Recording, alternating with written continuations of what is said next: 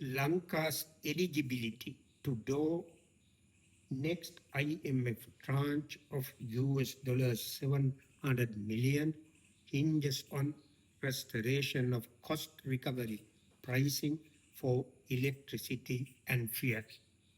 මා ඒ කියවුවේ පසුගිය මැයි 16 වෙනිදා දී අයිලන්ඩ් පුවත්පතේ ඔන්ලයින් මුද්‍රණයේ පළ වූ වාර්තාවක ශීර්ෂ පාඨය. වාර්තාවේ ශීර්ෂ පාඨයේ ඇතුළත් කරුණු වැඩිපුර විස්තර කොට තිබෙනවා. සංක්ෂිප්තව ඉන් කියවෙන්නේ ශ්‍රී ලංකාව අන්තර්ජාතික මූල්‍ය අරමුදලේ විස්තීර්ණ අරමුදල් පහසුකම යටතේ ලැබීමට නියමිත මීළඟ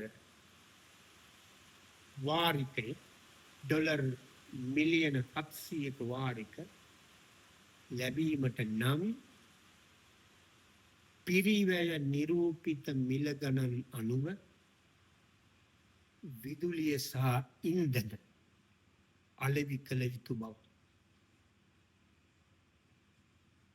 ඉන්ධන සහ විදුලිය හැම විටම අලෙවි කළ යුත්තේ ඒවා උත්පාදනයට නිෂ්පාදනයට වැයවන පිරිවැය නිරූපණය වන ආකාරයට. දැන් මේ අපි ජීවත් වන මොහොතේ විශේෂයෙන් පෙබරවාරි මාසයේ අග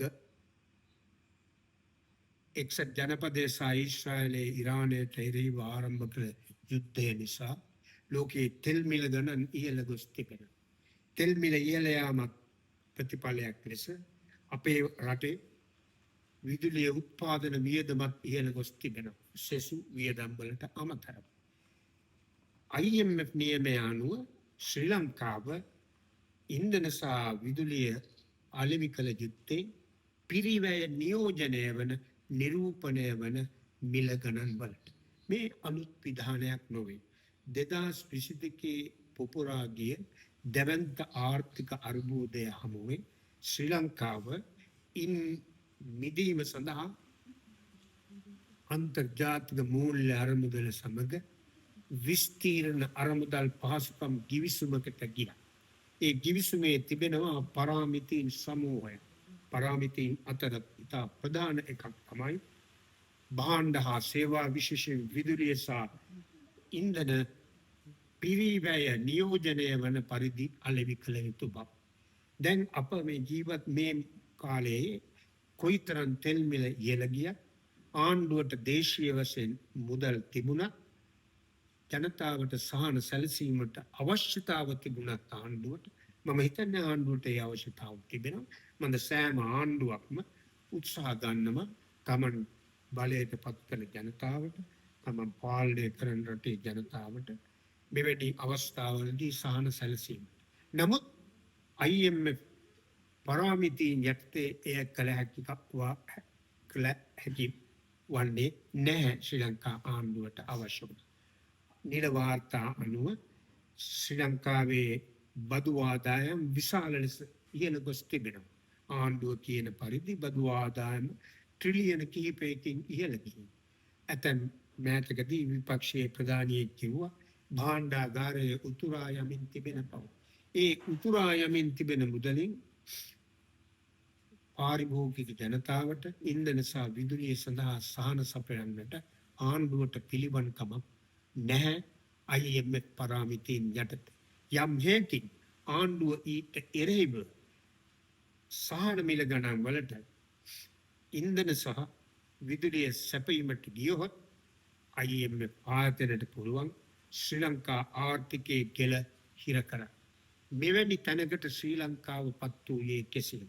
වෙනත් විදියකින් කියනවා නම් ශ්‍රී ලංකාව ගෝලීය මූල්‍ය ප්‍රාග්ධනයේ ලෝකයේ අධිපති ජාතීන් විසින් පාලනය කරනු ලබන ගෝලීය මූල්‍ය ප්‍රාග්ධනයේ ප්‍රධාන ක්‍රියාකාරික ආයතන වන අන්තර්ජාතික අරමුදලේ සිරකරුවෙක් බවට පත් කරනු ලැබුණේ කෙසේද?